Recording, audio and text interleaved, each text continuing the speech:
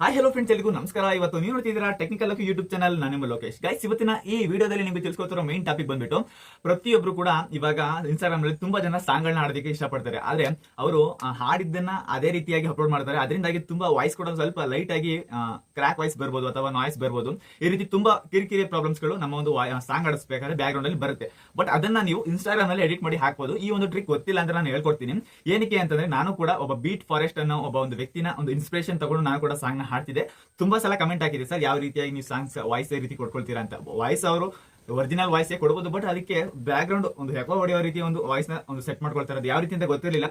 But ಕೆಲವೊಂದು ಒಂದು 2-3 reels upload ಆದ್ಮೇಲೆ ನಾನು ಒಂದು ವಿಡಿಯೋನ ಅಪ್ಲೋಡ್ ಮಾಡಿದೆ. ಅವಾಗ ನಂದು ಕೂಡ ವಾಯ್ಸ್ ತುಂಬಾ ಚೆನ್ನಾಗಿ ಬಂತು. ಅದರಿಂದಾಗಿ ಈ ವಿಡಿಯೋನ ನಾನು ಕೂಡ ಬೆಳಿಲಿ, ಪಾಪ ಗೊತ್ತಿರೋರು ತುಂಬಾ ಚೆನ್ನಾಗಿ ಸಾಂಗ್ಗಳನ್ನ ಹಾಡ್ತಿರ್ತಾರೆ. ತುಂಬಾ ಬೆಳೆದಿದ್ರು ಕೂಡ ಕೆಲವೊಂದು ಟೈಮ್ ಅವರೊಂದು ವಾಯ್ಸ್ ಕ್ವಾಲಿಟಿ ಆಗಿರ್ಬೋದು, ಈ ನಾಯ್ಸ್ ತೆಗೆದಾಕೋದಾಗಿರ್ಬೋದು ಗೊತ್ತಿರೋದಿಲ್ಲ. ಅದರಿಂದಾಗಿ ಈ ಒಂದು ಟೈಮ್ ನಲ್ಲಿ ಅವ್ರಿಗೆ ಸಜೆಸ್ಟ್ ಮಾಡೋದಕ್ಕೆ ಇಷ್ಟಪಡ್ತೀನಿ. ಓಕೆನಾ? ಅದು ಯಾವ ರೀತಿಯಾಗಿ ಅಂತ ತಿಳಿಸ್ಕೊಡೋಕ್ಕೂ ಮುಂಚೆ ನೀವೇನಾದ್ರು ಫಸ್ಟ್ ನಮ್ಮ ಯೂಟ್ಯೂಬ್ ಚಾನಲ್ ನೋಡ್ತಾ ಇದ್ದೀರಾ ಅಂದ್ರೆ ಫಸ್ಟ್ ಸಬ್ಸ್ಕ್ರೈಬ್ ಮಾಡ್ಕೊಂಡಿಲ್ಲ, ಫಸ್ಟ್ ಚಾನಲ್ ಸಬ್ಸ್ಕ್ರೈಬ್ ಮಾಡ್ಕೊಂಡು ವಿಡಿಯೋನ ಎಲ್ಲೂ ಕೂಡ ಸ್ಕಿಪ್ ಮಾಡ್ತೀನಿ, ಕೊನೆ ತನಕ ನೋಡ್ತಾ ಹೋಗಿ ಹೇಳ್ಕೊಡ್ತಾ ಹೋಗ್ತೀನಿ. ಬನ್ನಿ ಗೈಸ್, ವಿಡಿಯೋ ಅಲ್ಲಿ ಸ್ಟಾರ್ಟ್ ಮಾಡ್ತಾ ಹೋಗೋಣ.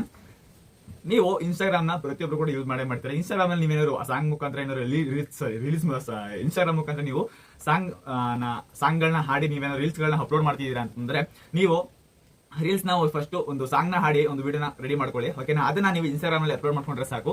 ಓಕೆನಾ? ನೆಕ್ಸ್ಟ್ ಪ್ರೊಸೆಸ್ ಏನ್ ಮಾಡಬೇಕು ಅಂತ ನಿಮಗೆ ಸ್ಕ್ರೀನ್ ರೆಕಾರ್ಡ್ ಆಗಿ ತೋರಿಸ್ತಾ ಹೋಗ್ತೀನಿ. ಬಾಯ್ ಹೇಳಿದ್ರೆ ನಿಮಗೆ ಖಂಡಿತ ಕೂಡ ಅರ್ಥ ಆಗೋದಿಲ್ಲ.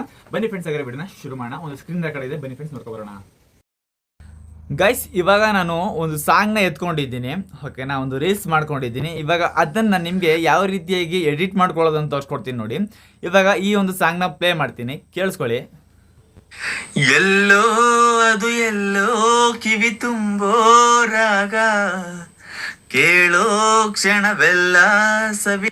ಫ್ರೆಂಡ್ಸ್, ಇವಾಗ ಈ ಸಾಂಗ್ ನ ವಾಯ್ಸ್ ಈ ರೀತಿಯಾಗಿ ಬರ್ತಿದೆ ಅಲ್ವಾ? ಇದನ್ನ ಒಂದು ಎಫೆಕ್ಟಿವ್ ಆಗಿ ಯಾವ ರೀತಿ ಕ್ರಿಯೇಟ್ ಮಾಡೋದು ಅಂತ ತೋರಿಸ್ಕೊಡ್ತೀನಿ ನೋಡಿ. ಇಲ್ಲಿ ವಾಯ್ಸ್ ಮೇಲೆ ಕ್ಲಿಕ್ ಮಾಡ್ಕೊಂಡು ನಿಮಗೆ ಕ್ಯಾನ್ಸಲ್ ಮೇಲೆ ಕ್ಲಿಕ್ ಮಾಡ್ಕೊಳ್ಳಿ. ನಿಮ್ಮ ಒಂದು ಸಾಂಗ್ ಮೇಲೆ ಕ್ಲಿಕ್ ಮಾಡ್ಕೊಂಡು ವಿಡಿಯೋ ಕ್ಲಿಪ್ ಮೇಲೆ ಇಲ್ಲಿ ವಾಯ್ಸ್ ಎಫೆಕ್ಟ್ ಅಂತ ಇದೆಯಲ್ಲ, ಇದನ್ನ ಕ್ಲಿಕ್ ಮಾಡ್ಕೊಂಡು ಇಲ್ಲಿ ವೋಕಲ್ ಲಿಸ್ಟ್ ಅಂತ ಇದೆಯಲ್ಲ ನೋಡಿ, ಇದ್ರ ಮೇಲೆ ಕ್ಲಿಕ್ ಮಾಡ್ಕೊಳ್ಳಿ.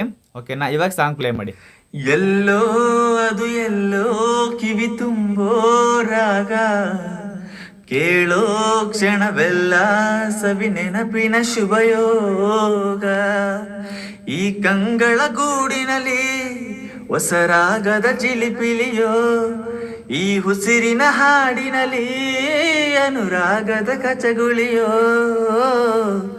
ನೆನಪೆ ನನ್ನ ಮೈ ಪುಳಕ, ನೆನಪೆ ನನ್ನ ಮೈ ಚೆಳಕ. ಗೈಸ್, ಇಷ್ಟೇ. ಈ ಸಾಂಗ್ ಅನ್ನು ನೀವು ಈ ರೀತಿ ರೆಡಿ ಮಾಡಿಕೊಂಡು ಆರಾಮಾಗಿ ಈ ರೀತಿ ವಾಯ್ಸ್ನ ಚೇಂಜ್ ಮಾಡ್ಕೋಬಹುದು. ಓಕೆನಾ? ಈ ಒಂದು ಇದೊಂದೇ ಕ್ಲಿಪ್ಪನ್ನು ಬೆಳೆಸ್ಕೊಳ್ಳಿ, ಮಿಕ್ಕಿದೆಲ್ಲ ಒಂದು ಚೂರು ಕೂಡ ಚೆನ್ನಾಗಿರಲ್ಲ.